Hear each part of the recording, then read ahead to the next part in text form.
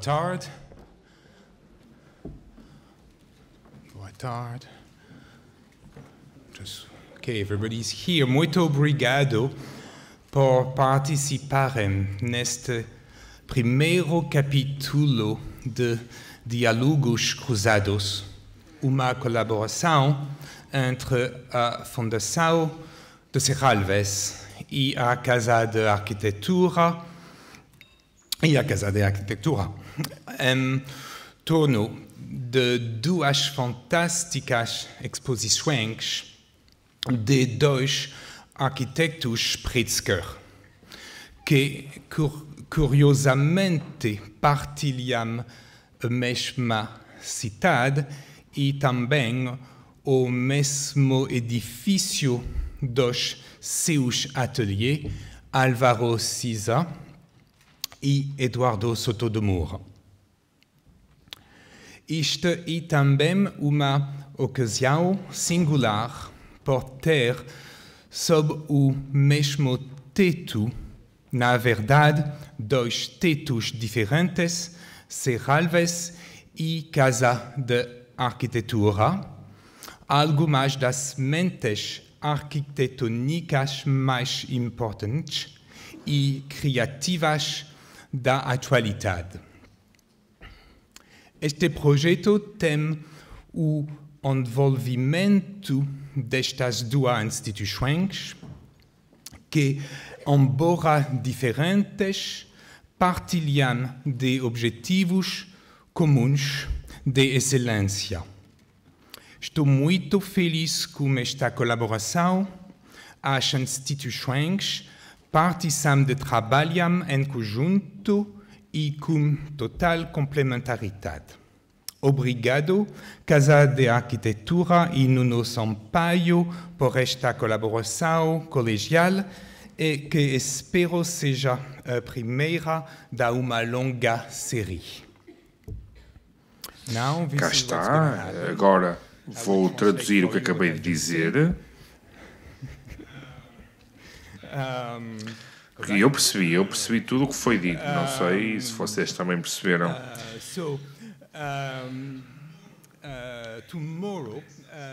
Amanhã, no contexto da exposição de Soto de Moura, Memória, Projeto, Trabalhos na Casa de Arquitetura, o arquiteto Álvaro Siza irá falar sobre o trabalho de Eduardo Soto de Moura com o curador Francesco Delco às 4 da tarde. Hoje, porque queremos de facto confundir a audiência, o Eduardo Soto de Moura vem cá para falar do trabalho de Siza. Siza vai à Casa de Arquitetura para falar sobre o Soto de Moura. Estou certo que algo vai sair daqui.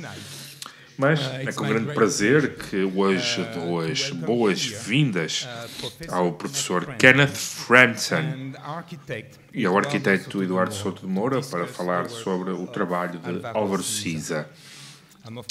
É com grande gratidão que me dirijo aos curadores da exibição, Carlos Moura e Nuno Grande, por trazerem Kenneth Frampton, cujos conhecimentos e palavras enquadram a história da arquitetura moderna, para que viesse ao Porto e a Serralves para nos ajudar a celebrar a excelência na arquitetura.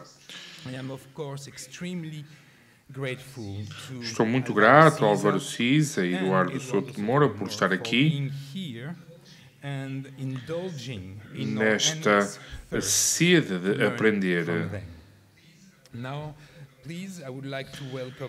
Vamos dar as boas-vindas a Carlos Moura, ao co-curador da nossa exposição, para que possa apresentar o nosso painelista, se for ainda necessário. Muito obrigado, uma boa tarde, uma boa noite, um bom fim de semana.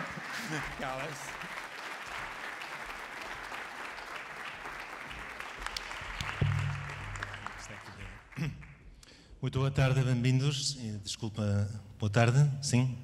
Bem-vindos também a esta primeira sessão dos Diálogos Cruzados. E eu vou passar ao inglês por cortesia para o Kenneth Frampton e todo o público inglês.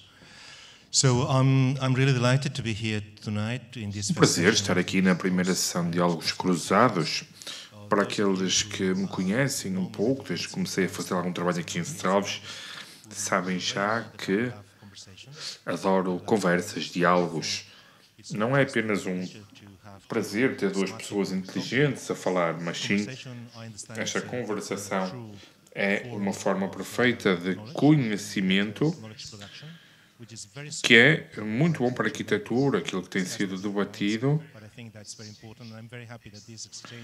com a forma de uma relação cruzada, que é uma perspectiva da arquitetura, da crítica para as exposições que acontecem na sala ao lado, ou algo assim. Bom, estamos aqui muito, seja qual for, estamos aqui separados mais com termos de tempo e de espaço, com a exibição de Jorge Souto Moura em Casa da Arquitetura, e a sala está cheia por causa do Kenneth Frampton e do Souto Moura, pelo que não precisam de ser apresentados, mas a cortesia requer algumas palavras para enquadrar esta conversa. Kenneth Frampton é arquiteto, crítico, historiador, educador também. Comecei por dizer que é arquiteto não só porque tem formação e, durante algum tempo, foi realmente efetivo a arte da arquitetura, mas manteve sempre um olho na arquitetura. É a título muito pessoal. A primeira coisa que li do Kenneth foi quase como toda a gente leu sobre a história da arquitetura, foi um texto principal de leitura. Pensei que acreditei ser muito divertido, mas é o terceiro ano em que chego à sua escrita, 10 anos mais cedo, de Van de Weijfoot e Percheron, em que me apaixonei pela forma como descrevia a arquitetura, um arquiteto que fala sobre outros arquitetos, com tudo isto em conjunto com as pessoas. Pela primeira vez este projeto com um detalhe incrível, e não se tratava de um crítico ou um historiador, mas sim de um arquiteto. Este trabalho como educador, como professor na Escola de Arquitetura, Planeamento e Preservação na Universidade de Columbia, em Nova York, misturado também com a sua atividade enquanto historiador. Muitas das suas publicações mais relevantes, as histórias da cultura tectónica, vêm de ciclos de programas de ensino. Esta combinação entre aquilo que ensina, investiga, produz, isto é muito importante. Chegando àquilo que nos traz aqui hoje, e tenho uma questão para mais tarde, para Kenneth Frampton, sobre isto mesmo. Recordo-me, na minha perspectiva, a primeira vez que o Kenneth Frampton escreveu sobre Álvaro Siza foi no livro fantástico de Corne de Lotus, da profissão poética, que na minha perspectiva continua a ser, se não o melhor, mas um dos melhores livros sobre o trabalho de Siza. Claro que termina a certa altura, a certo momento, mas continua a ser uma forma exemplar de abordar um trabalho que não é fácil de colocar no papel. E, desde então, desde meados dos anos 80, continua a acompanhar o trabalho de Álvaro Siza ao nível pessoal, com uma grande amizade, e escrevendo, ensinando, e já de muitas vezes. Portanto, juntem-se a mim para dar as boas. Antes disso, deixem-me dizer que Kenneth Frampton foi muito simpático e preparou uma apresentação e não apenas uma conversa. Vai-nos mostrar alguns diapositivos com alguns comentários. Não queremos chamar uma palestra, claro, mas para iniciar uma série de conversações, muito obrigado por isso. Juntem-se a mim para dar as boas-vindas a Kenneth Frampton, a Serralves. Bem-vindo.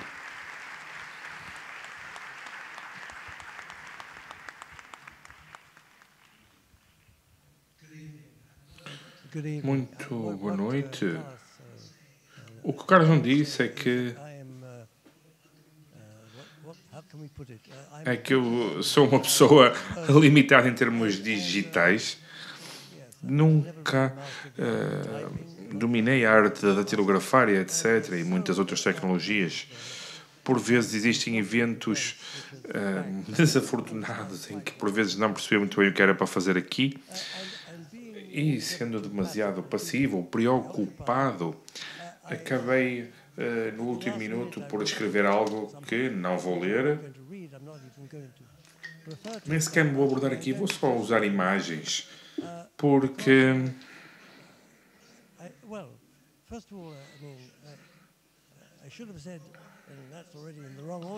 é uma honra estar aqui a ser convidado pelo Carlos Moore, por Filipe Verni e pelo Bruno Grande para participar neste evento.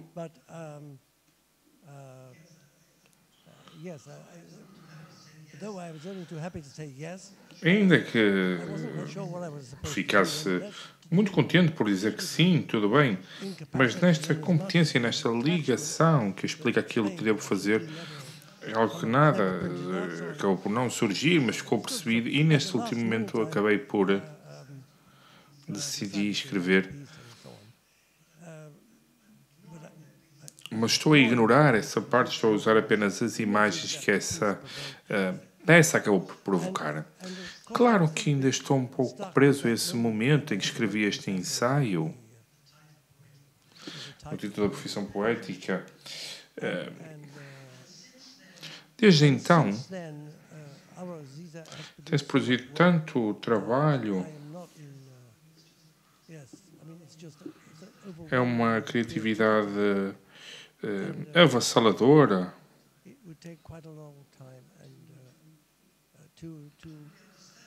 E levou muito tempo para perceber esta produção. Portanto,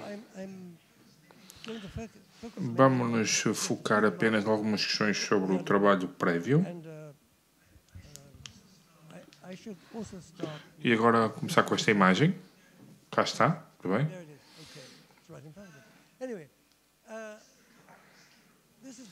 Isto é uma capa de um livro que é uma coleção dos escritos de Álvaro Siza em inglês. E é uma espécie de autorretrato, suponho eu. Não está muito claro se está a começar a desenhar ou a escrever, mas existe uma dimensão de desenho e de escrita, que é um livro que está dedicado à sua escrita, mas também aos desenhos ilustrativos. Eu, felizmente, tenho uma cópia deste livro, que me foi enviado pelo Álvaro, dedicado a mim também, e é algo que acarinho, de facto, pois, de facto, é algo muito emocional, é um livro romântico até, e foi isso que comecei a escrever num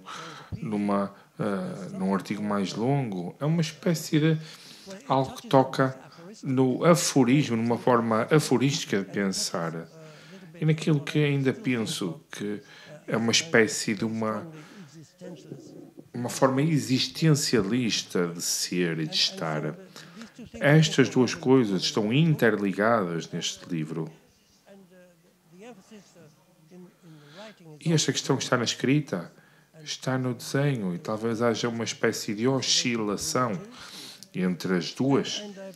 E esta ênfase no desenho, podemos quase dizer um aspecto compulsivo de perceber o mundo através do desenho e da construção de outros arquitetos. E esta relação entre a arte e a definição, portanto, são coisas muito perfeitas, e entre a escrita e a criação e a colocação na prática, na verdade é uma espécie de formato em que há uma forma como esse formato está envolto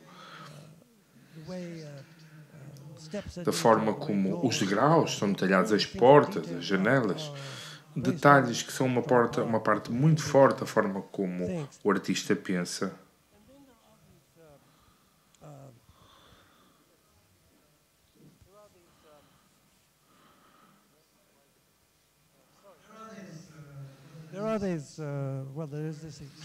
Há este desenho espetacular deste cavalheiro que está aqui à minha esquerda, quando era mais jovem, claro.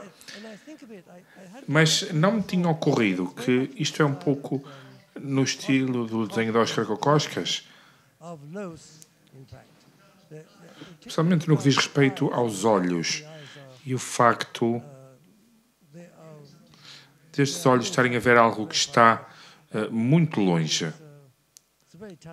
É uma imagem muito emocionante, na minha opinião. E também esta questão da própria vertente existencial e da importância do desenho. Porque a pessoa que está a desenhar também se desenha a si própria a desenhar. Este desenho faz lembrar Bruce Chatman, o livro de Bruce Chatman, que tem o título O que é que estou aqui a fazer? What am I doing here? Porque, de facto, penso que qualquer pessoa que tenha viajado um pouco e tenha sido convidado a ir a sítios estranhos, acaba por chegar a um espaço como este, em que tem o mesmo tipo de um sentido, de isolamento e até de deslumbramento. Pelo menos é isso que me sugere a mim. No que diz respeito a esta dicotomia, este trabalho que já não existe, de celebrar uma escadaria, o movimento da escada, mas também o movimento do sujeito humano nessa própria escadaria, é algo que é perene no trabalho de Cisa, em muitas áreas distintas, que é esta ideia da topografia. Sei que é muito importante, sem dúvida, mas aquilo que me fascina e da forma de desenhar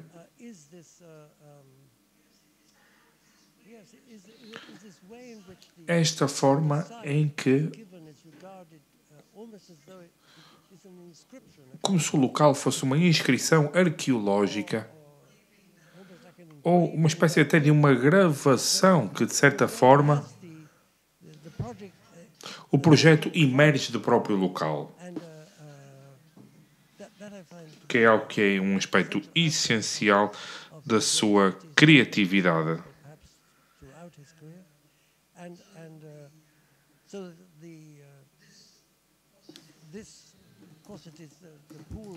Falámos agora aqui da piscina em Matosinhos, claro, em Lessa da Palmeira. E aqui um desenho posterior, uma espécie de uma implantação tentada do trabalho no local. E ao redor deste sucesso há aqui um sem fim de desenhos que tentam perceber o local, inventar esse local. Para parafrasear Lucan, é uma questão de, como dizê-lo,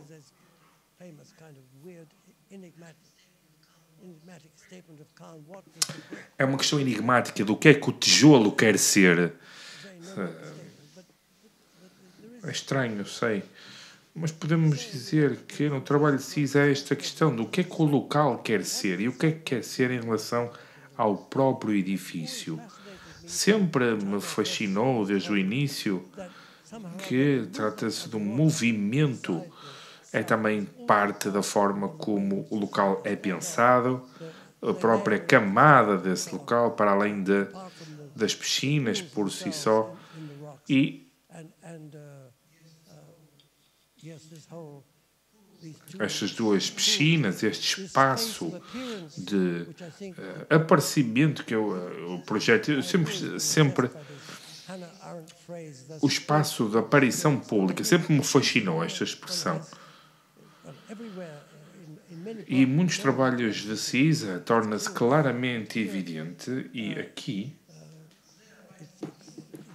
está exatamente no início, algo aqui que é um pouco arcaico neste trabalho.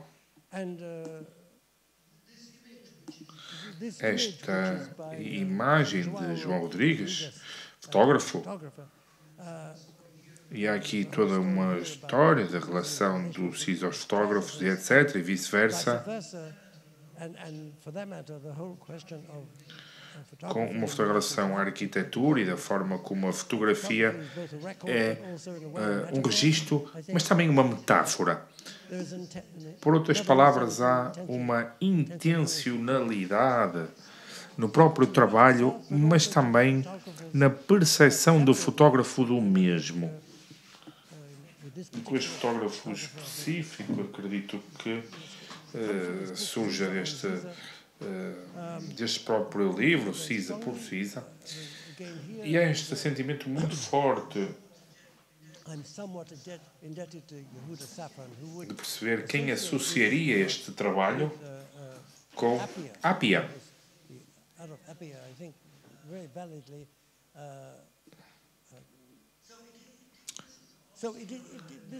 Isto é obviamente um trabalho muito heroico, pois o mar aqui é um grande desafio, tanto para os banhistas. Por vezes nem é possível entrar no mar por causa das formações rochosas. É um grande desafio ao arquiteto. O outro trabalho que achei muito comovente é este trabalho em Valença do Minho, que é uma casa que tem tanta coisa para ser dita que não vou aprofundar, mas uma das coisas que me fascina é o facto de... Penso que isto é feito para um banqueiro, alguém com muito dinheiro. É uma casa de fim de semana. Estou certo que conhecem esta obra, sem dúvida. Aquilo que é comovente, para além de referências a Frank Lloyd Wright,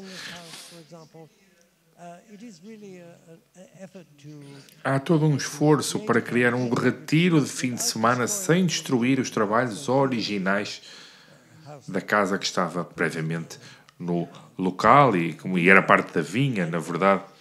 Recordo-me que a Orsisa diz-me, conta-me esta história muito interessante, parte do princípio que seja verdade, claro, mas talvez tenha um aspecto mitológico associado. O cliente muito próspero, ao que parece, foi-lhe dito, outros amigos também muito prósperos, muito bem na vida, foi-lhe dito que essa vinha, essa casa, que ele devia tirar todas as vinhas e plantar laranjeiras. E penso que o arquiteto teve um papel importante ao dissuadir o cliente a não retirar as vinhas e para que as mantivesse e que lhes desse nova vida.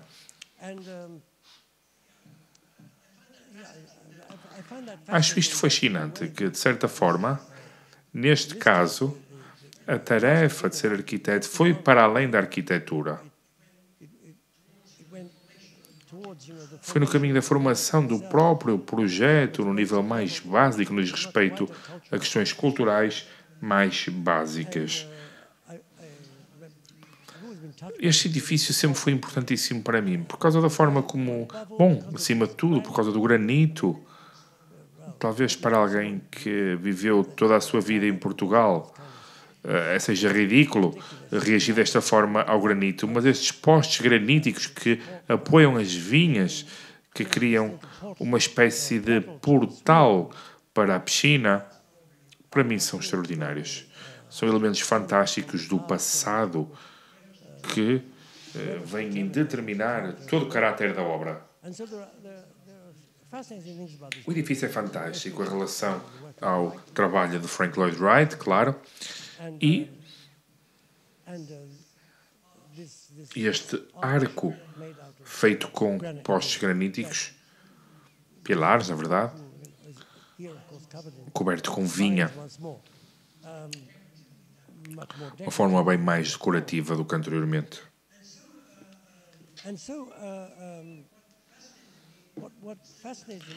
Aquilo que me fascina neste edifício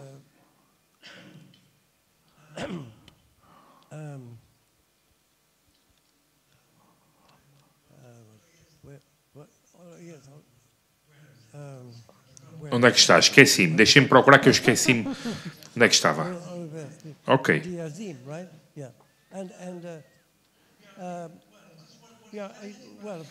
Claro, o que me fascina aqui é este uso de linhas. Não as linhas de Corbusier, claro, mas as linhas de vetores que são vistos como latentes.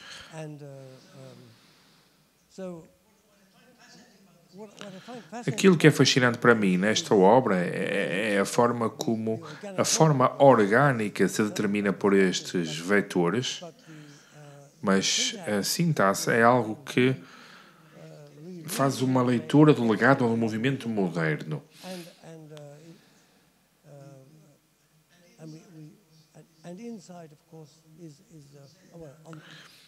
E no interior podemos dizer que há vários aspectos do legado do movimento moderno que decorre de arquitetos construtivistas dos Países Baixos dos anos 20. Aalto, por exemplo, está muito presente nesta obra.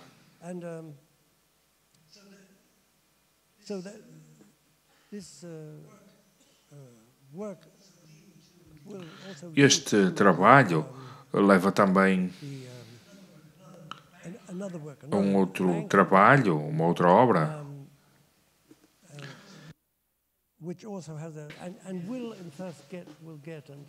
eu estive muito envolvido nesta obra, na sua vertente inicial.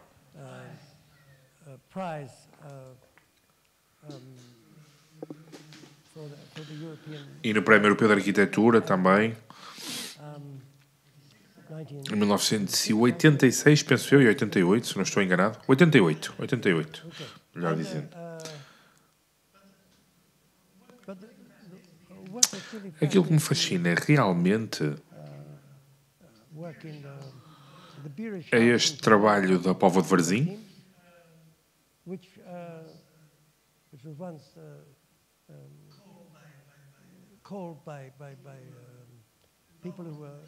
que foi chamado pelas pessoas que estavam envolvidas com a obra como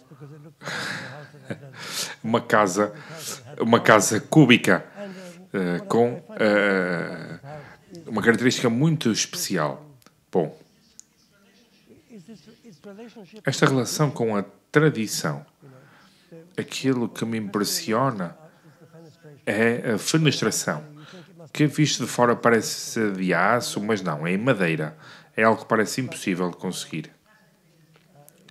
Mas fascina-me esta ligação de aberturas e de materiais. O que é que eu estou a fazer aqui? Deixem-me cá ver. Ok, aqui. Muito bem. Acho que este é um trabalho fascinante.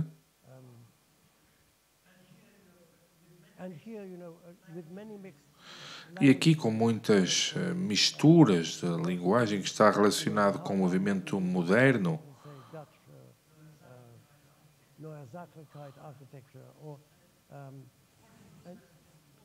E o que é fascinante, de facto, é que pensar-se-ia que isto é feito com aço, mas não, é feito com madeira. E pedimos desculpa da cabine de tradução, mas é muito difícil perceber o que o arquiteto está a dizer. Muita dificuldade em ouvir a cabine de tradução. Muito bem, perfeito. São muitos aparelhos ao mesmo tempo. É um trabalho extraordinário. Pois este trabalho recorda-me também, de certa forma, na Maison de Berre. Não estou a dizer que seja, de certa forma, influenciada por esta obra, mas existem tantas áreas móveis, a luz da casa sugere todo este trabalho.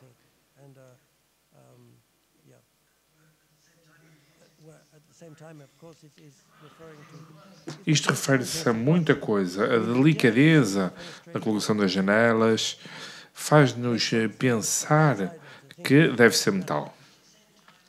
E, ao mesmo tempo, claro, com vegetação. É um trabalho moderno que está a desaparecer.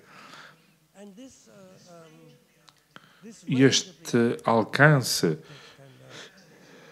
da arquitetura fascina-me.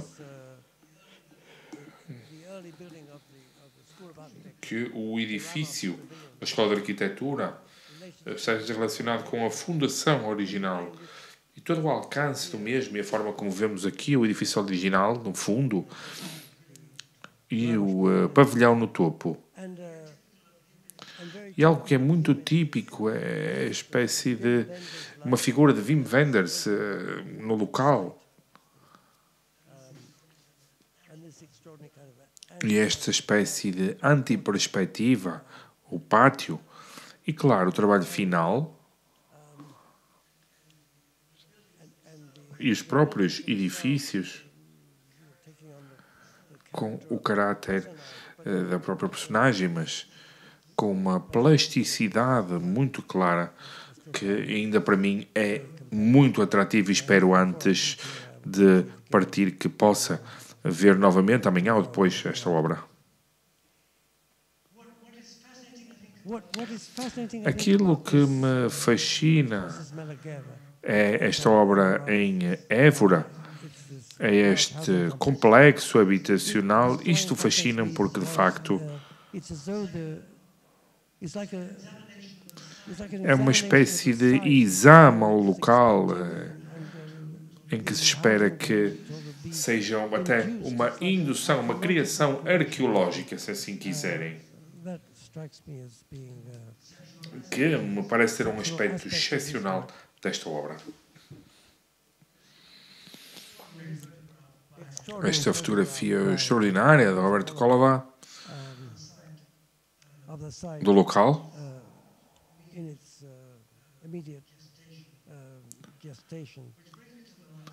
o que me leva à última obra.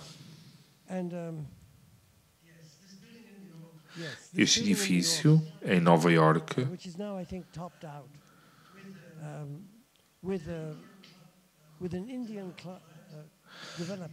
com um arquiteto português e um empreiteiro indiano, se não estou enganado, próximo da Avenida 11, e apresenta-nos algo aqui muito interessante, porque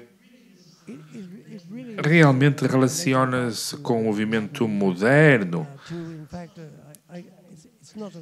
Não é idêntico, mas parece que existe alguma conexão aqui, ainda que inconsciente, com o edifício do PSFF de Filadélfia de Howard S. Carson, 1936.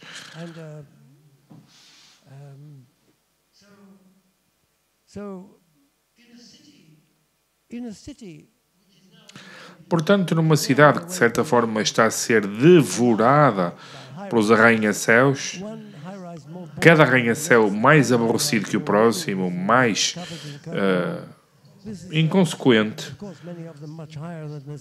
Este edifício tinha muito mais importância, com apenas 35 andares. Muitos destes edifícios são zeros. Basicamente, são representações do capitalismo neoliberal no seu pior. E isto vê-se um pouco por todo o mundo. Manhattan não é exceção. E este trabalho, de facto, é uma forma muito racional. E percebemos que existem trabalhos que são racionais e que não são orgânicos na sua gênese. E esta gama, este âmbito do trabalho é algo que me impressiona. Vou parar por aqui. Muito obrigado.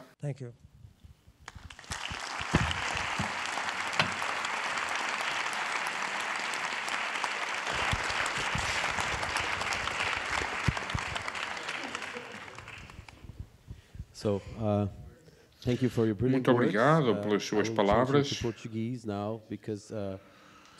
Quero apresentar Eduardo Souto Moura para falar em português, pelo que decidimos fazer isto uma conversa em dois idiomas. Boa tarde a todos, obrigado pela vossa presença. Obrigado à Fundação de Serralves por organizar e à Casa da Arquitetura por organizarem este magnífico encontro entre personalidades tão brilhantes e tão significantes para as nossas vidas, de arquitetos, mas também de cidadãos. Cabe-me a mim apresentar o Eduardo Souto Moura, que nasceu em 1952, está bem conservado, e que foi meu professor na Faculdade de Arquitetura. Na altura estávamos a começar a transição para a Faculdade de Arquitetura da Universidade do Porto, onde foi professor entre 1981 e 1991, lembro-me, como assistente. Agora é professor catedrático convidado, mas na altura era um jovem assistente que eu aprendi a admirar, apesar de termos tido algumas fricções. Mas desde então a carreira não só de arquiteto, mas de académico, no bom sentido da palavra, do Eduardo Souto Moura tem sido notável, passando por universidades como a de Paris, Belleville, Harvard, Dublin, Zurique, Lausanne, Mendrisio e agora, mais recentemente, Mantova, a convite do Politécnico de Milão. Portanto, como vemos, uma experiência académica que eu penso que também tem sido benéfica para a sua experiência profissional, uma vez que tem conhecido outros professores, outros colegas. E outro dia estávamos aqui com o Jacques Herzog, com quem se cruzou em Zurique. E, portanto, estes contactos internacionais e esta relação com os dois lados do Atlântico abriram uma perspectiva de trabalho, embora ele continue a gostar de falar em português, mas abriram uma perspectiva de trabalho internacional que levou a que a carreira do Eduardo Souto Moura se projetasse muito para além do espaço português e do espaço europeu. E também, naturalmente, porque ela manteve uma coerência e uma qualidade que todos reconhecemos e que tem sido muitas vezes visto como um trabalho de resistência e de persistência em relação a muitas das coisas que o Kenneth Frampton falou há pouco sobre o modo como a arquitetura tem sido, de alguma maneira, transformada num processo mais burocrático, tecnocrático e neoliberal de promoção e, portanto, de alguma maneira, com isto não estou a dizer que o Eduardo evita este tipo de encomendas, mas, de alguma maneira, há uma persistência e uma resistência no seu trabalho que é admirável, mesmo quando a encomenda é uma encomenda pragmática, e eu penso que tenho tido essa experiência, por exemplo, nos Estados Unidos e também em França, onde tem construído.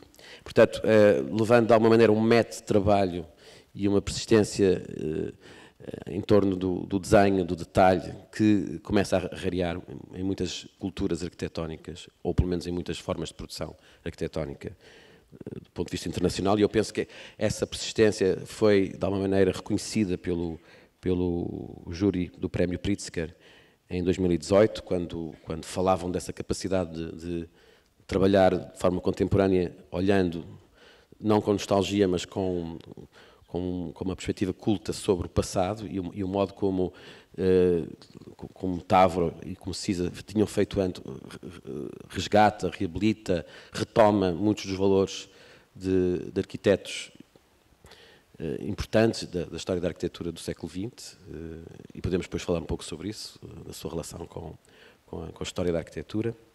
E penso que todos também ficamos bastante orgulhosos do seu recente prémio na Bienal de Veneza, não só pela belíssima... Sim, no mesmo ano em que o Kenneth Frampton ganha o prémio de carreira, enquanto crítico e historiador da arquitetura, um arquiteto português é premiado, não sabemos bem por que obra, porque na verdade o Francesco Dalcou está aqui, a belíssima capela feita para o pavilhão do Vaticano, poderá ter sido um rastilho para esse momento importante que depois levou à premiação com a Herdade do Barrocal.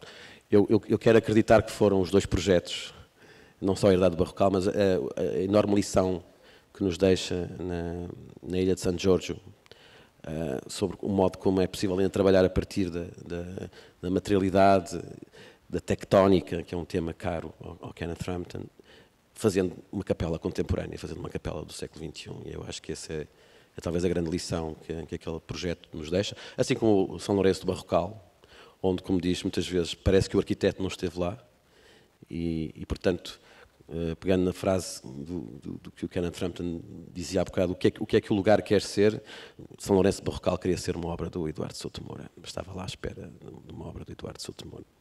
E, portanto, todo este percurso brilhante entre a academia e a profissão leva-nos a perceber que, de alguma forma, a aprendizagem que fez com o Álvaro Siza deu novos frutos, ou seja, muitas vezes coloca-se a perspectiva do Eduardo como aprendiz de um mestre, coisa que eu defendo, esta ideia de uma certa continuidade, mas é uma continuidade feita sempre a partir da herança e da heresia em relação aos ensinamentos que aprendeu no breve período que trabalhou com o Álvaro Siza, porque normalmente pensamos que é longo, mas foi um breve período.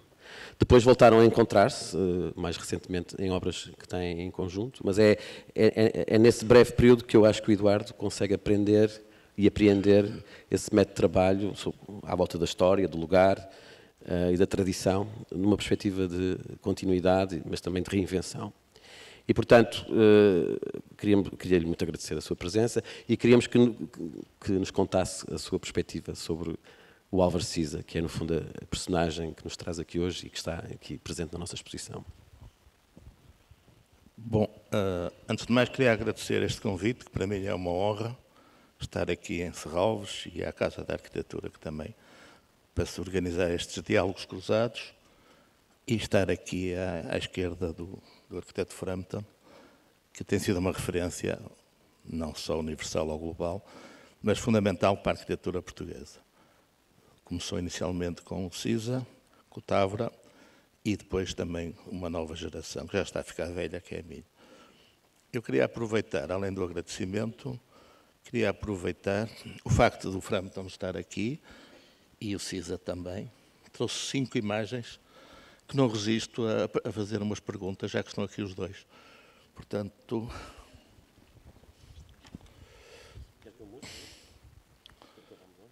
Sim, eu faço sinal, está bem. Bom, eu conheci o Frampton através deste livro, na edição inglesa, esta é a edição portuguesa, em 81, e depois acabei por conhecer o Walter Benjamin, que é um escritor e filósofo alemão, que escreveu este texto lindíssimo, que já está mais que batido, e todos os arquitetos, quando fazem conferências, mostram este texto, mas é muito bonito, e para quem não conhecer, fala do Anjo da História, o Anjo Novo, que o Klee fez um desenho. E então este Anjo da História é um anjo que voa entre ruínas, as ruínas da história, e que está tentado a reconstruí-las. Mas recebe um ímpeto do céu, ele eleva-se, não consegue fechar as asas, e leva-se para o céu e começa a fundar a renovação, outra vez, do mundo e das vanguardas. É lindíssima esta imagem, a tentação que há da reconstrução, e a tentação e a figura ou a posição definitiva de fundar uma nova imagem e um novo homem, um novo mundo.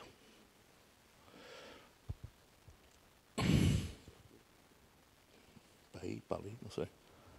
Para onde é que se vira? É o botão de cima. É o gordo.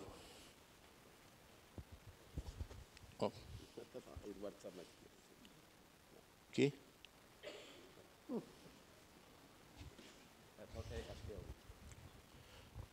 Se não vais lá e mudas.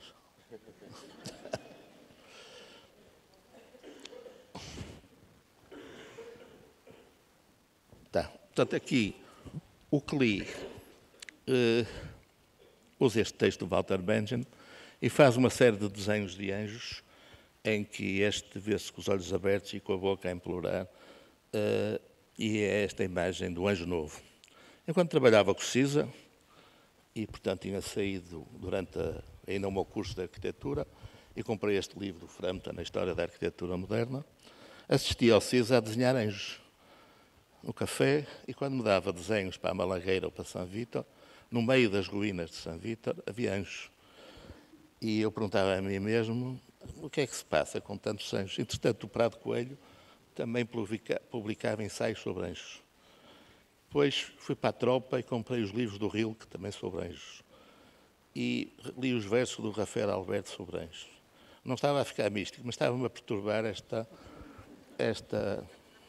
inflação de Anjos. Até que, isto é no pós-25 de Abril, o Prado Coelho tem um texto muito interessante que diz: o anjo é a figura mítica que referencia um impasse político. Portanto, quer dizer, a Revolução falhou e agora viraram-se todos para os anjos. Mas não é o caso. Mas eu perguntava a mim próprio porque é que o desenhava tantos anjos. Precisamente, quando fizemos o nosso escritório, compramos um terreno, ninguém sabia quem é que ia fazer o projeto.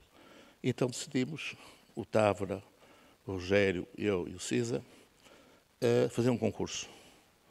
E lembro, na altura, votamos, uma certa discussão, correu tudo bem, o Cisa ganhou o concurso, fez-se o projeto e depois era preciso fazer detalhes e o Cisa fez um exercício brilhante que deixou uma espécie de pseudo-democracia que os clientes decidissem onde queriam as janelas.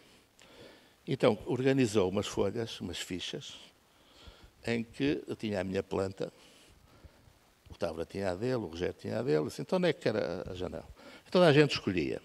Não quer dizer que ficassem assim, mas era o princípio, depois o Cisa ter uma certa diversidade, porque ele não queria o mesmo ritmo homogéneo. Bom, lembro-me que eu escolhi no meu escritório duas, porque era o da ponta, queria duas janelas, uma à esquerda para o rio e uma à direita para o mar. E ele disse que não lhe convinha nada ter duas janelas. E disse, mas você é muito novo, rico, porquê quer duas janelas? Até que, nesses desenhos, em que aparecem uns desenhos, mas em determinada altura, tal como o Frampton agora mostrou, eu não sabia disso, ele funde-se, quer com os ambientes, quer com as obras. E em determinadas alturas, essas fichas tinham um título que ele escrevia, dizia Anjo Távora. E escrevia eu guardei essas fichas, hoje valem uma fortuna. Depois dizia Anjo Eduardo, Anjo Cavaca, até que no fim, depois os anjos eram dotados sexualmente, de proporções diferentes. Até que depois no fim, o Cisa escreveu Anjo Cisa, portanto ele próprio se confunde com Anjo.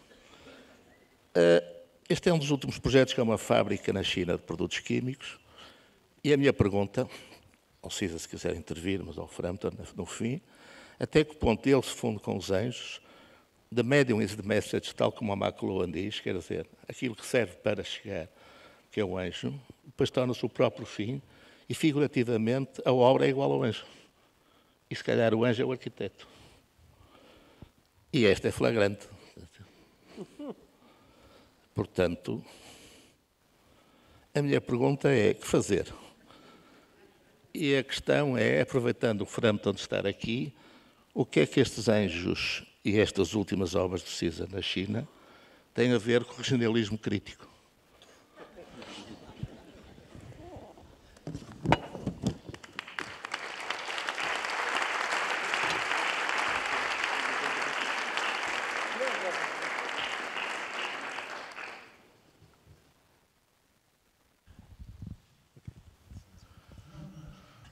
Não muito, penso eu, não muito. Yeah, I mean, yes, I mean, well, you know, critical regionalism is, you know, this was Isto foi um ensaio que escrevi em 83, you know, holding my feet to the fire, com os pés à lareira, como se diz, não é? Yes. Well, I don't know. Não há nenhuma ligação. Listen, I think this Eu acho que este anjo de Benjamin é muito claro quanto à condição presente. E neste ponto de vista, a arquitetura é uma espécie de um acronismo. Existem muitas questões a acontecer nesta altura, neste período, especialmente tendo em conta o triunfo do neoliberalismo um pouco por todo o mundo. Esta ideia de progresso, que de certa forma é a ideia do progresso, que era uma noção do iluminismo, torna-se um sinónimo de comodificação, de mercantilização do ambiente, da natureza, de tudo, na verdade. Tudo é comodificado, é materializado e comercializável. Portanto, o anjo afirma, o mito de Benjamin, que quer fechar as suas asas e restaurar tudo o que foi destruído. Mas não o consegue fazer, pois o vento força a que as suas asas se mantenham abertas e mantenham no reino dos céus. Isto, no fundo, tem tanta importância agora como tinha em 36, desse ponto de vista em que a força do progresso, os ventos, não se reduziram de todo. A Austrália é um exemplo clássico dos nossos dias recentes. A arquitetura, de certa forma, é uma espécie de expressão de esperança, penso eu, contra uma espécie de eclipse. Já assim é há muito tempo. O Nuno mostrou-me hoje uma resposta que Álvaro Siza me enviou. Começa com um postal, penso eu. A minha memória pode falhar, tudo bem. Mas sei que tem muito trabalho, digo, deve estar muito feliz com esse trabalho todo. E ele escreve-me e diz-me: sim, é verdade, tenho muitos projetos, mas não estou feliz. Como é que podemos ser felizes se a própria Europa não tem um projeto? Isto foi há muito tempo, mas não me parece que tenha mudado assim tanto, essa realidade.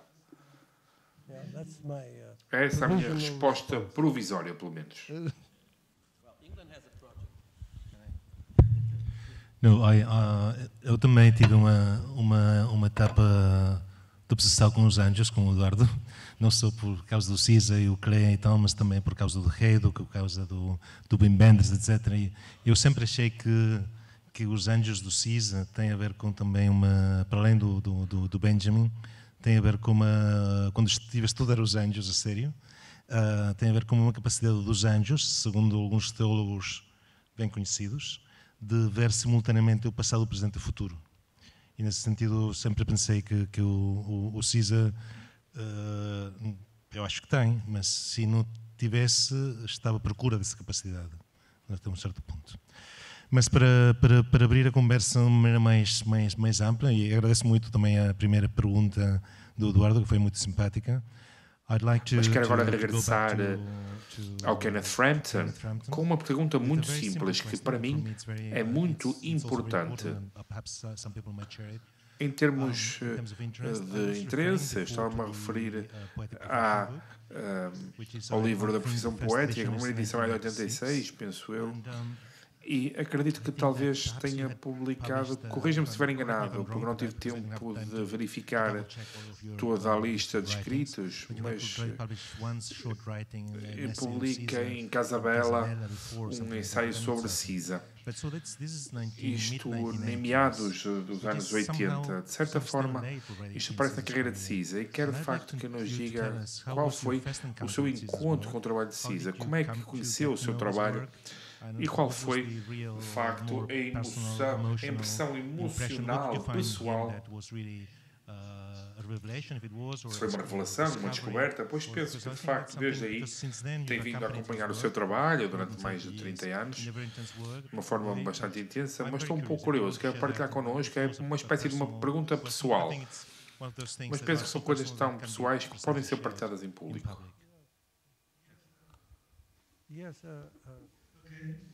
Muito bem. Okay. Yes.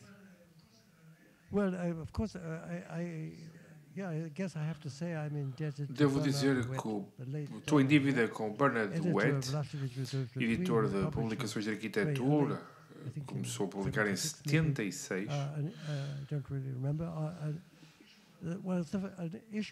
Que fez uma edição sobre o trabalho de CISA. Não me recordo disso também, mas uma citação muito apropriada de Fernando Pessoa.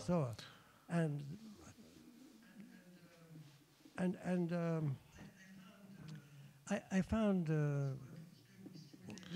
Achei o trabalho muito estimulante, inovador, sensível e bem articulado.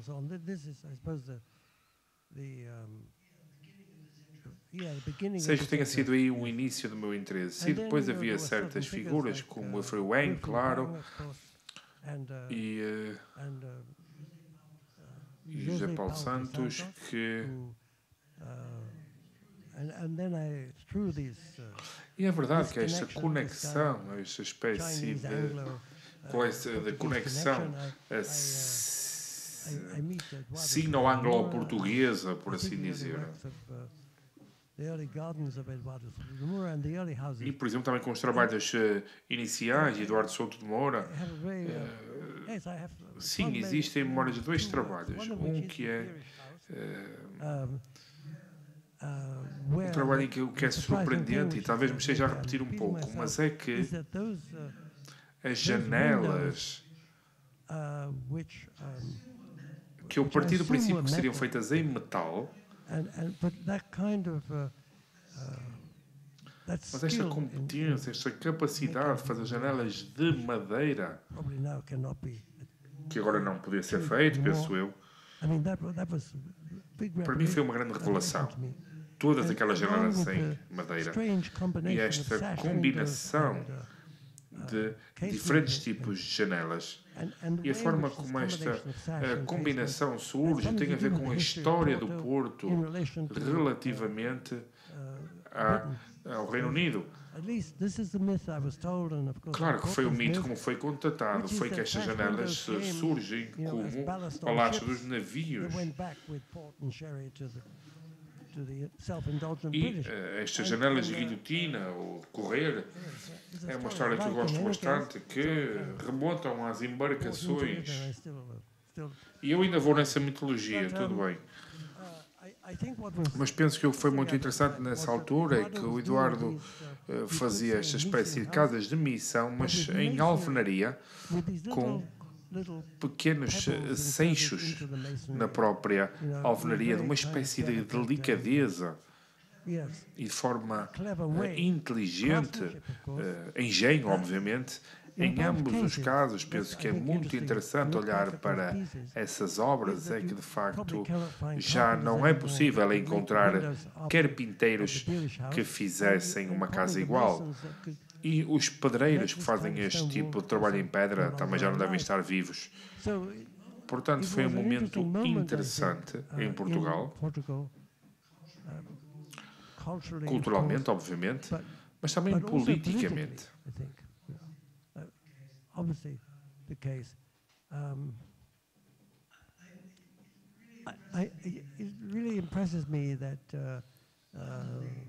Aquilo que realmente me impressiona é que no livro de Cisa by Cisa,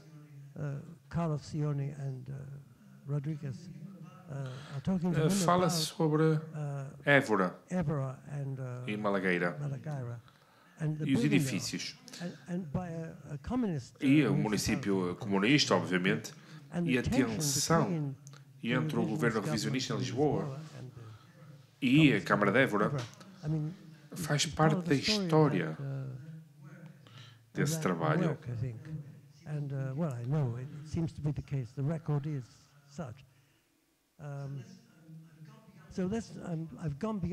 No fundo, acabei por ir até um pouco além do que me é pedido. Mas é isso, basicamente. Agora cabe-me a mim fazer uma pergunta ao Eduardo, pegando um pouco na conversa que tínhamos hoje sobre a relação com os heróis. Quer falar? Ah, claro, com certeza.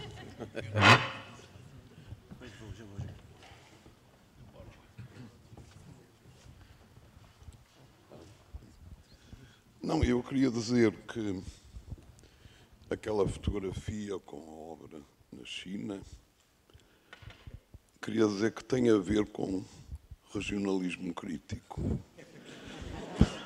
Ou melhor dizendo, tem a ver com o que julgo terem sido os objetivos por parte deles e também as consequências da ação, da crítica, do ensino e das publicações de Kenneth Frampton. E explico porque é que julgo isso. Quando eu iniciei a minha profissão, iniciei o trabalho, não se falava em parte nenhuma da arquitetura na China, a não ser da antiga, claro, da histórica. E também não se falava, quase, depois de um curto intervalo dos anos 30, não se falava da arquitetura portuguesa. E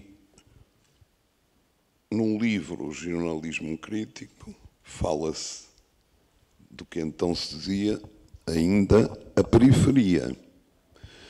E a ação do Kenneth Frampton passa muito, consiste muito, em andar pelo mundo e fazer ver, registar, criticar, expor, divulgar o que se fazia na periferia. Porque o que traziam as revistas de arquitetura e, de certa maneira, também os livros, conhecidos livros sobre a história da arquitetura moderna, sobre o moderno, era Milão, Paris, Londres, julgo que já Nova Iorque e pouco mais. O resto era periferia. Ora, eu julgo que o Kenneth Frampton foi, além de outras coisas, um agente de globalização. Globalização no sentido de que há um coro extenso dos aspectos saudáveis da globalização, há que dizê-lo. E, portanto, muita coisa foi conhecida, foi enriquecida as influências e o intercâmbio de uma forma muito mais extensa e fecunda, sem dúvida, através da ação do Kenneth Frampton e de outros, mas é realmente uma das pessoas, tanto quanto eu sei ou penso, que cumpriu esta tarefa de andar pelo mundo, não é? De globalização, no fundo. Para terminar, se eu não tivesse sido conhecido, em parte, através de vários escritos feitos por Kenneth Frampton, sobre mim, sobre Portugal, não sobre mim, simplesmente, se não tivesse acontecido isso, eu não tinha sido chamado para fazer um projeto na China. E por isso tem a ver com o jornalismo crítico, o livro.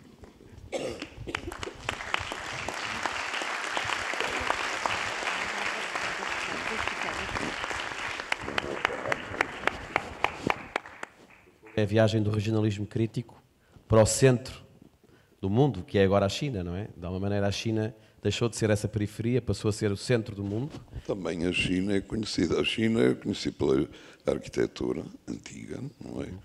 E pela arquitetura colonial. Beleza, e não sei quem mais, alguma grande qualidade. Não a arquitetura chinesa moderna. Quer dizer, do que se lia, concluía-se que ali a China tinha definitivamente parado. Já não dava nada. Em relação a Portugal, também era esse o quase consenso. Portugal parou. Já não dá nada. E havia qualquer coisa que ia aparecendo, muito a custo, e que só se podia ver com uma lente generosa. E foi o que aconteceu. De qualquer maneira, quando chegou à China, e peço desculpa, porque conhece o Wang Shu, que é, neste momento, o arquiteto chinês, o Wang Shu, o arquiteto que está a tentar resistir exatamente contra essa China neoliberal de dois sistemas, não é? E que foi um Pritzker Prize da China, e que é claramente um representante desta perspectiva de regionalismo crítico, alguém que pega na questão da tradição chinesa de construção e está a tentar mantê-la como elemento da arquitetura contemporânea chinesa. E eu sei que o Álvaro teve contactos com o Wangshu próximos, aliás, construiu um edifício... Construí lá ao pé. Até que ponto é que se reconheceu na obra do Wangshu, já agora? Porque essa persistência, essa resistência do que eu falava há bocado em relação às lógicas globais da construção da arquitetura. Sim, eu o que reconheci foi uma vontade, um desejo, uma capacidade de sair do que é a produção comercial na China, não é? O que se vê quilómetros de edifícios em altura, international style, no fundo. O novo international style. Ou com uns toques pós-modernos para ter evoluído. E, portanto, no uso dos materiais,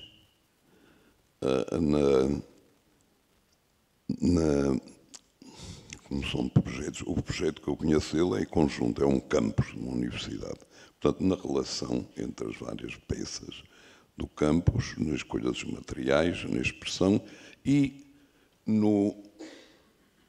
na evidência de conhecimento, de informação, direto ou indireto, mas direto com certeza, naquele caso, da arquitetura que se faz neste planeta, selecionando, escolhendo, etc., mas abertura.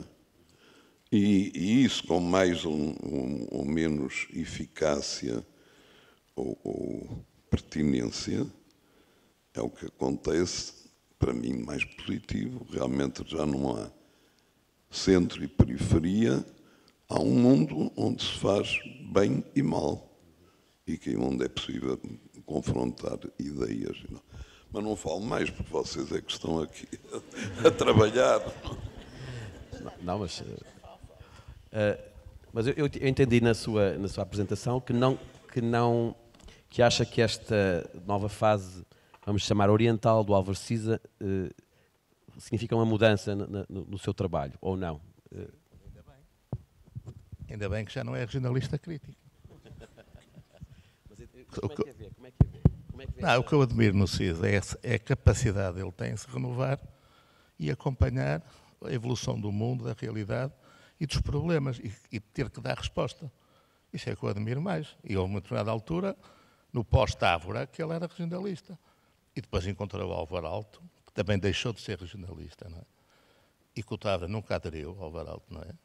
E depois aderiu ao Lúcio e depois por aí fora, até que da China confrontou-se com outro mundo global, que eu não vejo nada de regionalismo, mas eu preciso dizer que sim, mas que, e portanto, a minha admiração pelo Siza é esse próprio sentido de inteligência. Inteligência, os manuais dizem, capacidade de se adaptar a novas situações. O mundo muda todos os dias e ele adapta-se e faz sempre bem. E sempre jovem. Sempre jovem. Não, mas isso já é um adjetivo. Mas, portanto, é exatamente a minha admiração, é a sua inteligência. Mas que já não é. Mas nessa descoberta dos heróis, não é? Disse que o Siza descobre o Alto, que não era uma preferência do Távora. O Eduardo vem, e eu lembro quando era seu aluno, falava muito, e o MIS é para si uma referência constante. Lembro-me de conversas que teve, contou-me conversas que teve com o Álvaro Siza sobre a sua preferência pelo MIS, porque ele achava estranho... O Siza ficou escandalizado quando eu lhe disse que o meu arquiteto preferido era o MIS. Mas porquê? Porque pediu-me para fazer uma conferência na Gulbenkian, em Lisboa. Estava uma exposição no mobiliário do Álvaro Alto, e ele não podia por qualquer motivo, e disse, você era capaz de ir lá falar do Álvaro Alto? Eu disse, sou.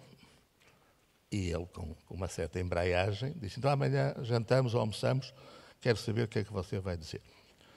E fomos jantar, em frente ao escritório, como é que se chama aquele restaurante bom? Ananda. E eu expliquei que realmente o Álvaro Alto era um tipo extraordinário, mas que não fazia parte do meu clube de fãs, porque exatamente era regionalista. E o mundo não está para regionalismos. E então preferia muito mais, para um país como Portugal, sair de uma revolução, preferia muito mais um movimento moderno radical, baseado no ferro, como dizia o Frampton, em novas tecnologias, na industrialização, porque era preciso construir 500 mil de casas, era preciso fazer 2.000 escolas, e não estava a haver os pós-modernistas nem os regionalistas a fazê-las. E disse que o Alvar Aalto é um tipo espantoso, mas neste momento não acho oportuno, não me interessa. Então quem é que lhe interessa? Eu disse o Miss Van der Rohe. E o César caiu e disse, o que é o Miss Van der Rohe? Mas esse tipo faz umas casas de vidro que ninguém pode viver lá dentro. E depois, com a evolução, eu próprio comecei a interessar-me pelo Miss, não propriamente pelas casas que ele desenhava, os arquétipos, mas pelas contradições que ele tinha me interessavam. Portanto, e as contradições do seu discurso, o que ele mentia, como todos os arquitetos, que dizia que o belo está na verdade, e ele aldrabava os pormenores todos, para ficar bonito. E, portanto, eu cada vez admirava mais, cada vez fazia mais aulas e conferências do Miss, não sobre os períodos heroicos e as suas convicções ideológicas, mas exatamente pelo lado oculto do Miss. Isso é que me interessava, porque isso é a salvação dos arquitetos. É ter que alterar para atingir o belo, no fundo. E acha que o Álvaro Siza já lhe perdoou essa Nunca mais falei disso. Não, ele tornou a falar quando ganhou o prémio Miss Van der Rohe, penso, e foi-lhe dado para a América Latina, e penso que lhe entregaram o prémio naquela casa famosíssima, que não é uma casa, é uma espécie de um pavilhão na Farnsworth, e penso que foi lá que ganhou o Siza e o Herzog. E depois ele chegou, primeiro quando ganhou o primeiro prémio Miss Van der Rohe, disse, Eduardinho, ganhei um prémio que você gostaria muito. E ele disse, claro, que gostaria. Primeiro pelo prémio em si, segundo com esse nome. E depois nós falamos muito destas coisas, e ele falou, e veio entusiasmadíssimo de ver a Maison Carré do Alvar Aalto em França, e contou, é uma coisa espantosa e tal, que ele conhecia dos livros, não é? Serviu-lhe até em parte para fazer a Boa Nova, a descida, a escada e tal. E depois, quando viu, realmente é fascinante a casa. E contou-me e descreveu-me, e eu fiquei pasmado. Passado 15 dias, eu e a Pi fomos à França ver a casa, a Maison Carré. Passado uns tempos, o Siza ganha o Miss Van der Rohe em Chicago, ou perto de Chicago, e ele disse, então, e a Maison Carré? E a Farnsworth? Oh, Eduardo, desculpe lá, pá. Quem viu a Maison Carré, pá? Ninguém pode viver ali dentro, não é? E de vez em quando temos estas frases humorísticas de amizade e com algumas picardias, mas é salutar.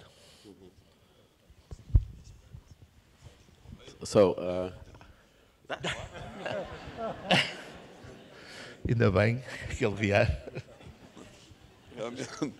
Realmente, eu, e de certa maneira, a minha geração aqui no Porto, não houve interesse, a começar pelos mestres, grande pelo Miss Van der Rohe, embora, evidentemente, o maior respeito, consideração, etc., e olhava-se e via-se, mas não havia uma adesão porque havia um impulso ligeiramente diferente. Mas uma coisa que eu mais tarde avaliei e achei também note-se nessa altura o Miss Van der Rohe, não, o Eduardo ainda era menino, não é? Antes, estou a falar de antes. O Miss Van der Rohe não era um personagem muito contemplado constantemente na escola, mas também não era o Frank Lloyd Wright. Frank Lloyd Wright aqui foi conhecido já tarde, através do Godinho, e por uma razão muito simples, casou com uma holandesa e viu na Holanda os reflexos da ação do Frank Lloyd Wright. Mas eu, em determinada altura, reparei numa coisa, nas afinidades ou coisas no mesmo sentido entre o Wright, a arquitetura do Wright e do Miss.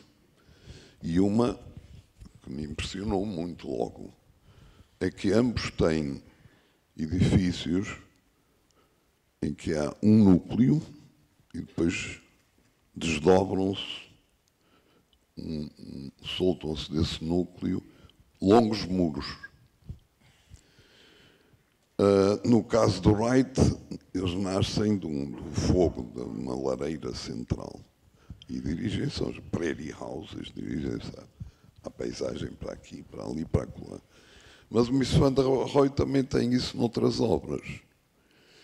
E depois lembrei-me de que o Miss Van der Rohe esteve no ateliê do do Wright. Eu suponho que depois não tiveram uma muito boa, uma ótima relação, mas o facto é que se conheceram e por alguma razão foi visitar o ateliê, o Miss foi a visitar o ateliê. Isto é, pessoas com linguagem completamente diferente podem seguir caminhos que se aproximam, embora com uma linguagem diferente. E eu reparei, mas foi hoje que estive a tentar preparar-me para amanhã um bocadinho, que a casa do Schinkel, que fez o Eduardo, nessa altura, mesmo ainda menino, não é?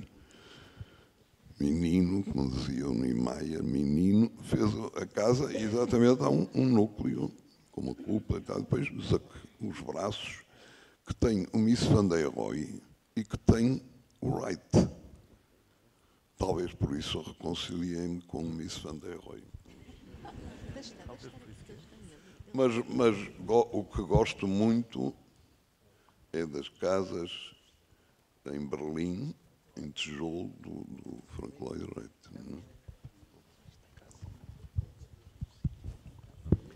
So, I think Carlos is explaining you.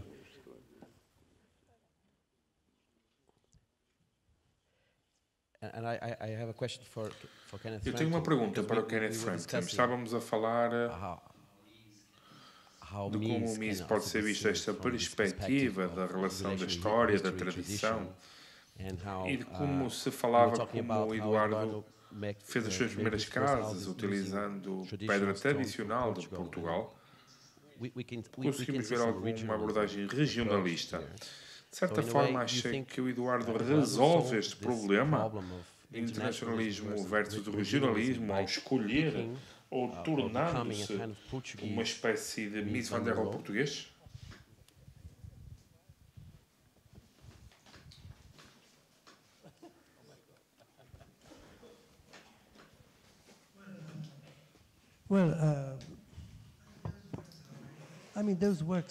Bom, são trabalhos muito importantes, muito emocionantes até.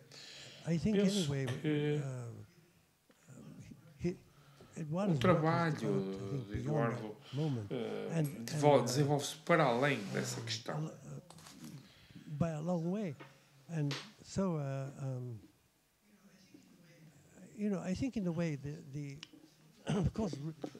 Claro que esta questão do regionalismo e colocando o adjetivo crítico tornou-se agora para mim algo embaraçoso.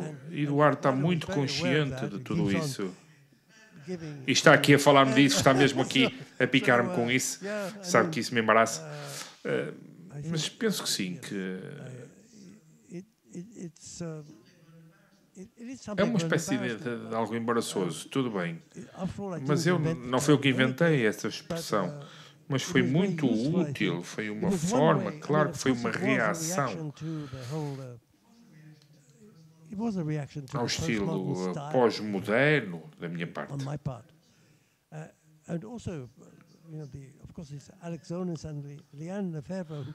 Claro que em relação ao trabalho grego, foi daí que surgiu esta expressão. Penso que nesta questão do agora, da linguagem que podemos usar agora, há uma multiplicidade de linguagens disponíveis e penso que o que a arquitetura e a sociedade enfrentam é a comodificação e a mercantilização. Há muitos exemplos, talvez não aqui, mas nos Estados Unidos, claro, e no Reino Unido também, e em França também, em que a indústria da construção é mercantil e racionalizada, se assim quiserem, mas isto passa para além da política, do neoliberalismo.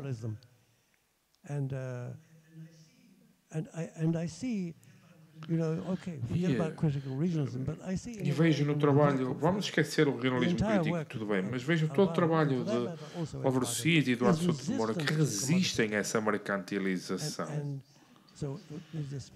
Há uma diferença aqui menos importante essa mercantilização. Nesse sentido, a única possibilidade de continuar não seria claramente um modo dominante, um projeto moderno, como foi nos anos 30, não seria possível. E penso que todo este discurso, enquanto arquiteto, mas também enquanto pensador, foi sempre reconhecido. Portanto, a questão da especificidade do idioma que é escolhido é menos importante do que a posição do arquiteto na totalidade da definição. Penso que é isso que é duradouro e que, seja o regionalismo crítico ou não, é menos importante do que a capacidade de resistência a esta mercantilização.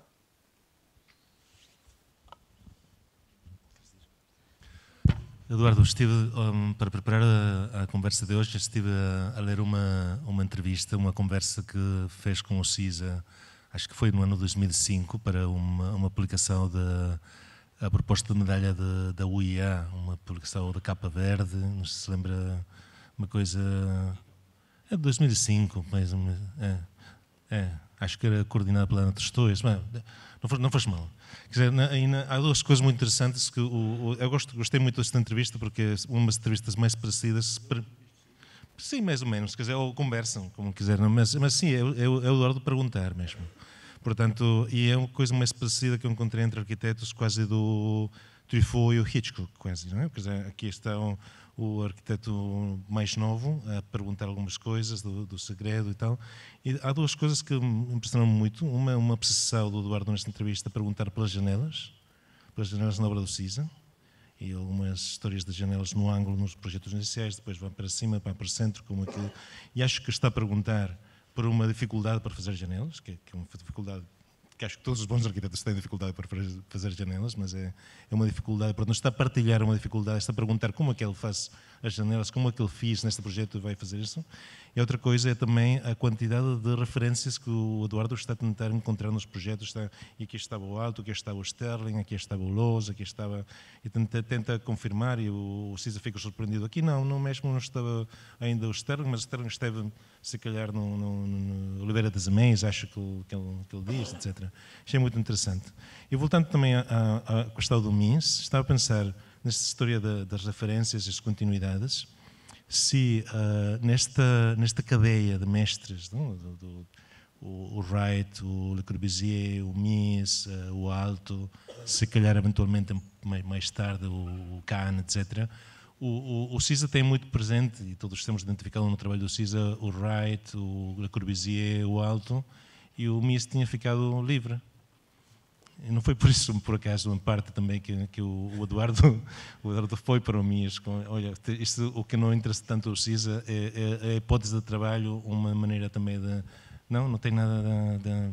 Não, acho que não, mas... Não, a coisa que... Para dizer a verdade, a coisa que eu mais admiro no Siza, que é um elogio, é a dificuldade que ele tem a fazer arquitetura. Ele vê-se aflito. Não, mas isso é genial. Quer dizer, e desenvolve meios infinitos para descobrir como é que se fazem as coisas. Cadernos e cadernos. Estou completamente de acordo. Pronto, isso é a base. Pronto. E, portanto, uma pessoa como esta é impossível de influenciar-me, porque eu não vou buscar uma referência a um tipo que está aflito. Desculpa. Portanto, isso é o primeiro ponto de partida. Segundo, há aqui um fator muito importante do meu interesse, os dois interesses pelo Mies van der Rohe, e não há um Mies van der Rohe, como todos os personagens ricos, há muitos. O primeiro foi, nós tivemos 68 anos de pós-modernismo. Portanto, e quando chegou aqui o pós-modernismo, e houve até uma certa euforia em Lisboa de se fazer pós-modernismo, de frontões e colunas. O Cisa, o Távora, o Alves Costa e tal, eu era mais novo, fez-se um texto a recusar uma entrada nessa exposição sobre o pós-modernismo, explicando exatamente, nós temos 60 anos, 48 anos de pós-modernismo e não estávamos interessados. Quase que se dizia, não se disse por vergonha, que íamos fazer uns pilotis e um toit terrasse. Quase que se dizia, porque era proibido. Portanto, essa é a questão principal. A segunda é, à medida que ia estudando não, vendo, também ver é uma maneira de estudar, o Mies van der Rohe foi perceber as contradições que ele tem e os dramas. Ele tem um drama que ele nunca se definiu ou nunca optou sinceramente se era classicista ou um clássico. Clássico não quer dizer. Um classicista adotando as regras do classicismo, formas puras, ângulos fechados, princípios de simetria e a fragmentação desse clássico, que é o próprio neoplasticismo, que é a fragmentação. E ele foi oscilando. Isso é que é interessante no Mies. Essa oscilação, essa insegurança dessa procura de oscilar entre uma coisa e outra. E, portanto, quando eu me deixei... Eu não estou aqui para falar de mim, tenho que falar mais decidido. Quando deixei de me interessar nisso como referência ao arquétipo, passou-me a interessar o método. Aliás, o que me interessa no CIS é o método. Eu não posso copiar a casa-bomba, não é? Agora, interessa essa perseguição que o CISA faz aos temas e aos problemas para resolver os assuntos. E por isso é que estou sempre atento. Porque me interessa o método. Pronto, é isso. Obrigado. Só uma referência. Estes dias li um livro maravilhoso do Prémio Nobel, o Peter Hankel, chamado Poema... É o poema... Esqueci. Mas eu daqui a bocado lembro. É um livro pequenino sobre a permanência, o poema da duração, o que dura, o que fica. E ele explica o que é isso. Portanto, há uma certa antipatia por Peter Hankel, por causa de apoio a Sérvia na guerra do Kosovo. Mas eu gosto imenso dele, e esse livro é uma maravilha. Podia ser escrito relatando os problemas de um escritor, que são iguais aos de um arquiteto.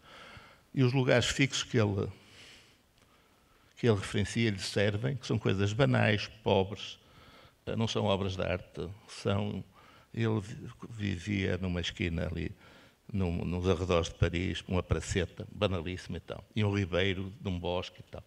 E como é que ele constrói, depois, esse mundo contínuo e perene, que lhe serve para a segurança dele próprio e da própria literatura que ele escreve.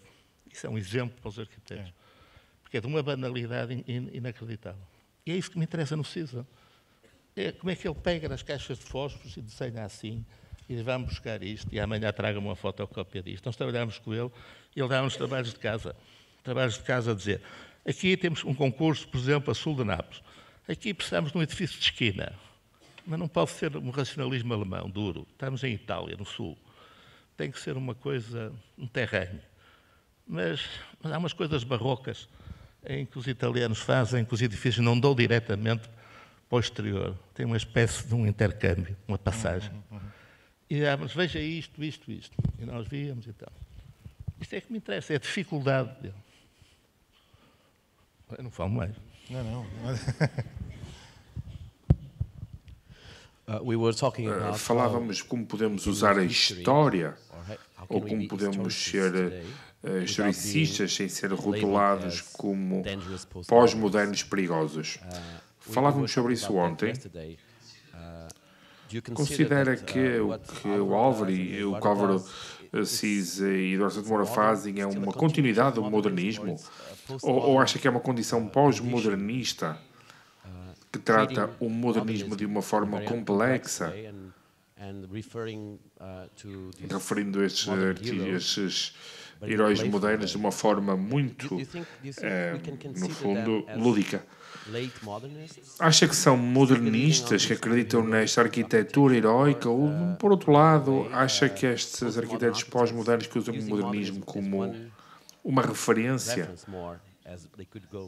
passando ao classicismo ou outros períodos de arquitetura e da sua história?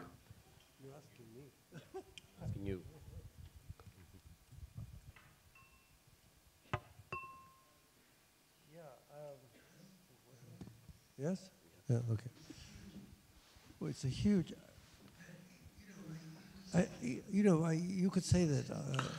Podemos dizer que, de certa forma, a arquitetura é um anacronismo.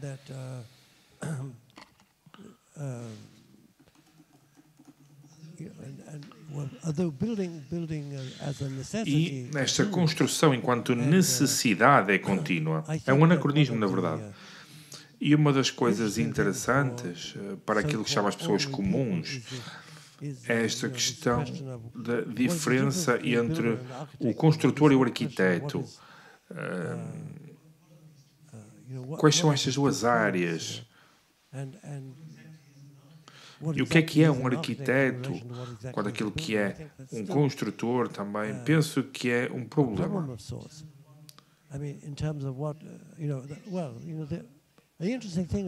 O que é interessante sobre a China e sobre a vertente oriental é que havia uma figura de arquiteto que não existia.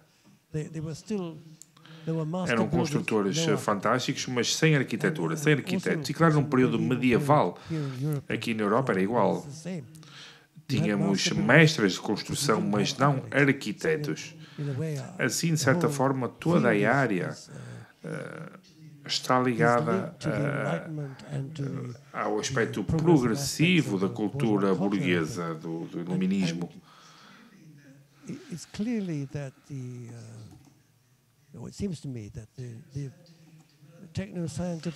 Claro que o desenvolvimento científico e o triunfo do capitalismo, de certa forma, vieram criar uma espécie de crise para a arquitetura, para os arquitetos e quanto ao seu papel. Podemos ver nas megacidades que a cidade, a não ser que esteja em formações históricas, como aqui, por exemplo, nesta mesma cidade, podem ainda ser concebidas e até agora sustentadas. Mas torna-se claro que em grandes megacidades, um pouco por todo o mundo, a ideia daquilo que é uma cidade desapareceu totalmente. Não pode estar relacionada com a ideia histórica do que é uma cidade. Fascina-me a forma como Álvaro Siza fala da tentativa da cidade do Porto de dar mais vida ao centro da cidade com um entretenimento artificial. Portanto, this predicament is, it's not going to go away. Este dilema, esta situação difícil, não vai desaparecer. Esta profissão traz uma perspectiva cosmopolita, de uma microcondição que não é exatamente igual a esta mercantilização total. Manhattan, por exemplo, em que há um arranha-céus atrás do outro, há uma destruição do local, pois não há nenhum significado que não seja o lucro. E o que é interessante no MIS é que tentou criar um nível zero de arquitetura que pudesse ser sustentável numa situação capitalista, que tivesse uma espécie de significado, mas hoje todos os arranha-céus que vão ser construídos não tem nada a ver com a visão de Mies van der Rohe, nada disso. Pelo que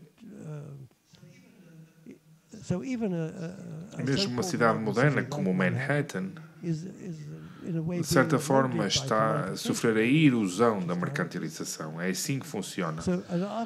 Portanto, no fundo, acaba por ser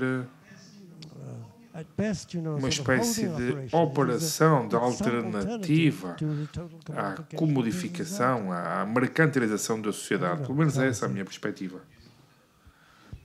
Acha que o edifício que o Siza está a conceber em Manhattan regressa a esta tradição, não de uma tábua rasa, de um ponto zero, mas daquilo que se quer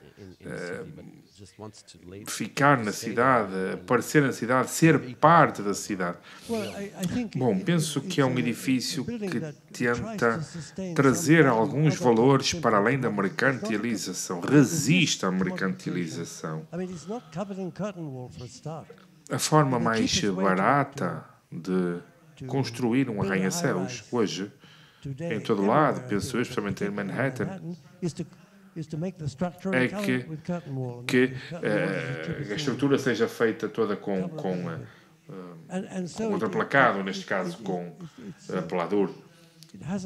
Há aqui uma proporcionalidade, é uma questão de engenho. Renzo Piano fala-nos lá em Colômbia e começa a falar de beleza e diz que não usamos esta palavra.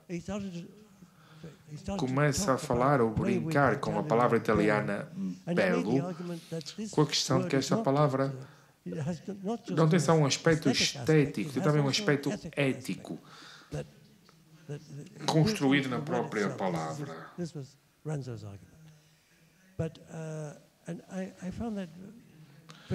Acho que isto foi muito válido, muito emocionante até, com algo mais que se falou sobre os detalhes, por exemplo. Os edifícios bem concebidos são um elemento que nos traz uma espécie de respeito cívico pelo trabalho. Pelo que acho este tipo de linguagem que estava a usar nesta ocasião como atrativa. Mas penso que é claro que vamos esquecer este regionalismo crítico, mas penso que a arquitetura é uma situação de resistência, já à partida, pois a cultura dominante não tem qualquer interesse em nada disto. Pelo que o triunfo do capitalismo neocientífico é completamente indiferente a este tipo de valores. E, nesse sentido, a arquitetura é uma espécie de cultura de resistência. Acho que deveria ser, sim. Eu acho que deveríamos aproveitar, se há alguma pergunta na sala, para aproveitar que está cá o Eduardo, mas o Eduardo está connosco com mais frequência, e particularmente o Kenneth Frampton. Se houver alguma pergunta na sala, é agora o momento. Aí é uma. Há mais alguma? Só para saber. Any questions from the room? There's one over there. And, sim, porque senão já vamos ter de...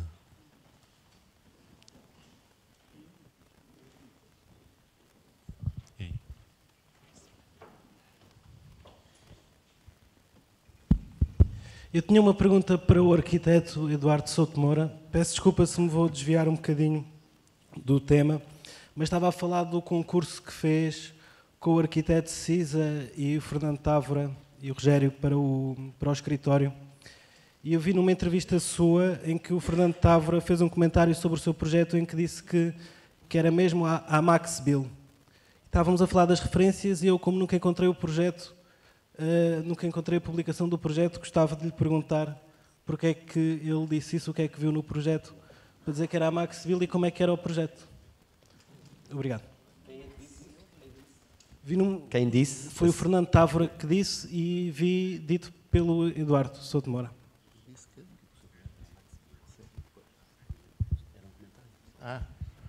Se calhar era, não sei. Não, quer dizer, o Max Bill é um artista que eu admiro muito.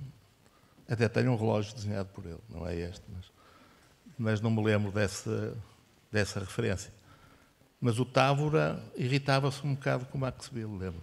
Admirava, mas irritava porque dizia o caminho não é para aquela abstração radical, fria e dura. Mas não me lembro qual foi esse concurso, a sério. Não, quando fizemos uma proposta, ele não falou do Max Bill. E nessa altura dava aulas não sei aonde, em Zurique ou não sei o quê, e ele disse, vê-se que você trabalha na Suíça. Disse assim. E se lembro. E eu, como tinha muito respeito pelo Távora, não lhe disse, vê-se que você... Falhou completamente.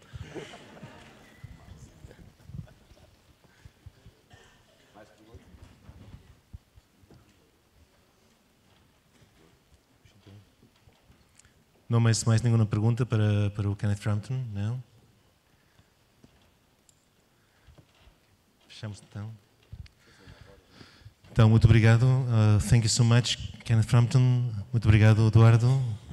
And we see tomorrow each other We tomorrow continue tomorrow at Casa da em Casa da Arquitetura. Arquitetura. See you tomorrow. Obrigado a todos. Take care. Obrigado.